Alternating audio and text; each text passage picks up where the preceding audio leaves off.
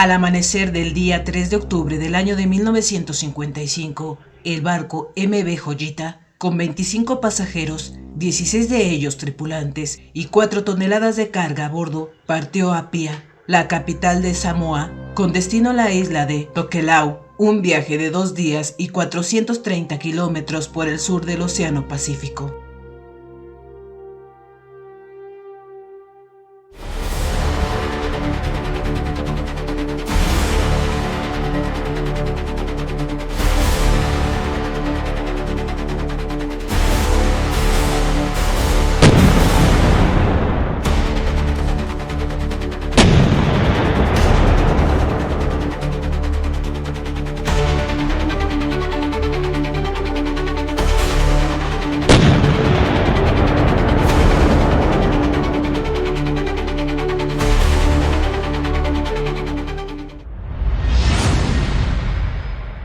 El Joyita daba servicio a la Marina de los Estados Unidos durante la Segunda Guerra Mundial en el año de 1942. El buque tuvo problemas desde el principio. Estaba previsto que zarpara el día anterior, pero se pospuso debido a un mal funcionamiento del embrague de motor del babor. Finalmente, cuando partió el día siguiente, solo pudo utilizar un motor.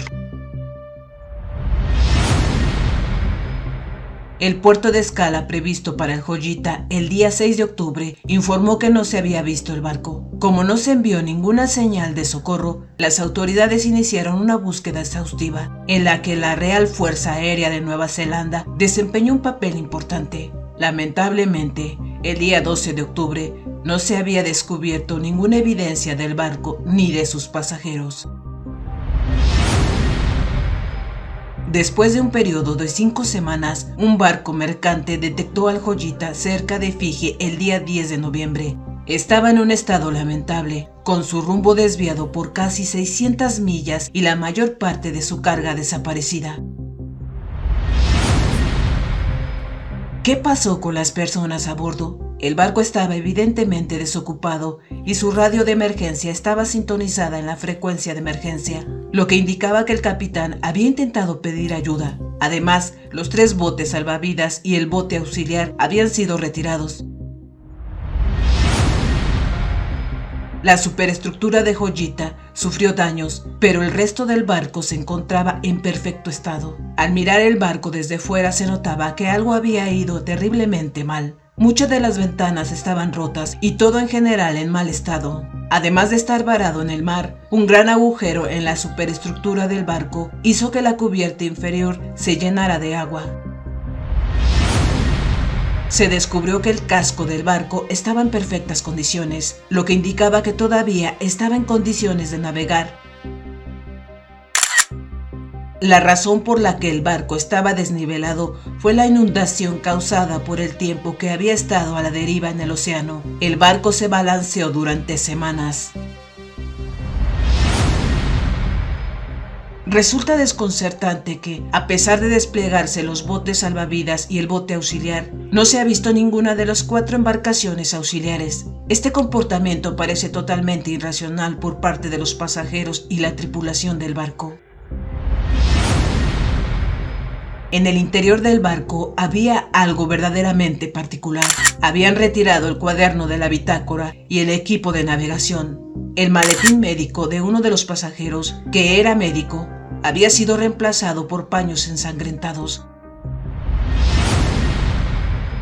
Un intento absurdamente equivocado de tapar una fuga se produjo al colocar colchones sobre el motor del estribor. La tripulación había intentado montar una bomba para contrarrestar la inundación en la sala de máquinas.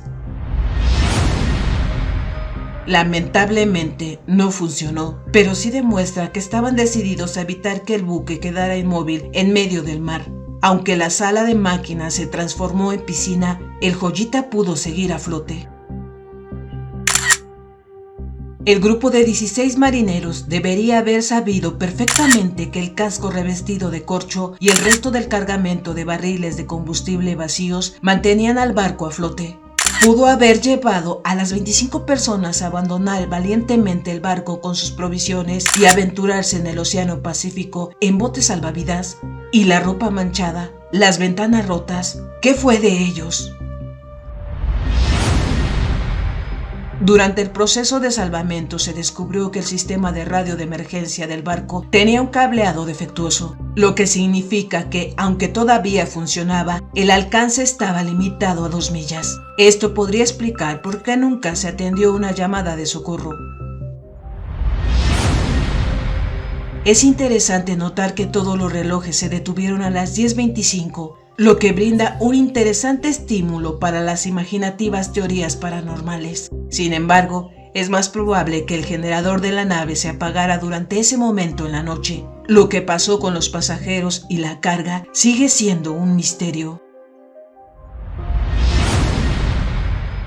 Una teoría es que el capitán Thomas Dusty Miller y su primer oficial, Chuck Simpson, tuvieron una pelea tan grave que los dejó a ambos incapaces de actuar, de ahí los vendajes ensangrentados. Se habría dado una situación en la que el barco se habría quedado sin un marinero experimentado. En estas circunstancias, no es raro que ocurran este tipo de incidentes. También se especuló que el Joyita podría haber sido víctima de pescadores japoneses o posiblemente de un ex nazi que todavía estaba activo en el Pacífico después de la Segunda Guerra Mundial. Esta teoría era más un reflejo del sentimiento hacia Japón en la región en esa época más que una prueba concreta. También hubo una proposición de que los ocupantes del barco fueron secuestrados por un submarino soviético, con el mundo en ese momento en medio de la creciente Guerra Fría.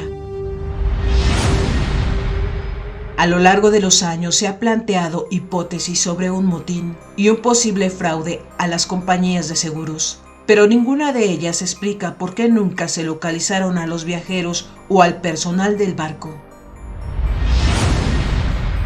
Es posible que, cuando se descubrió el Joyita en noviembre del año de 1955, su cargamento hubiera sido saqueado previamente. Incluso si la tripulación hubiera sido asesinada por piratas, al menos se debería haber encontrado alguna evidencia de las 4 embarcaciones auxiliares.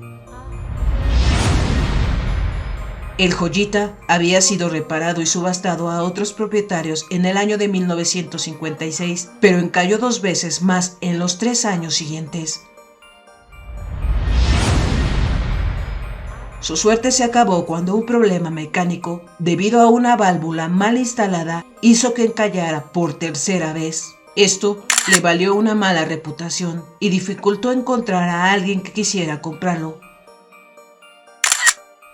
Al final, Robert Maughan, un autor británico, lo compró por sus papeles y después de hacerlo, se inspiró para escribir El misterio de Joyita en el año 1962. La pregunta sigue en el aire. ¿Qué pasó con la tripulación? Déjame saber tu opinión en los comentarios.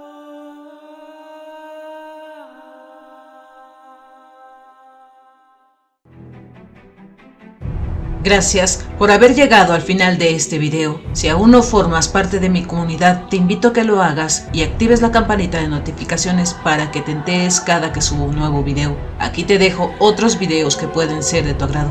Yo soy Claudia Fuentes, mejor conocida en el mundo de YouTube como Fuentes Criminal. Hasta pronto.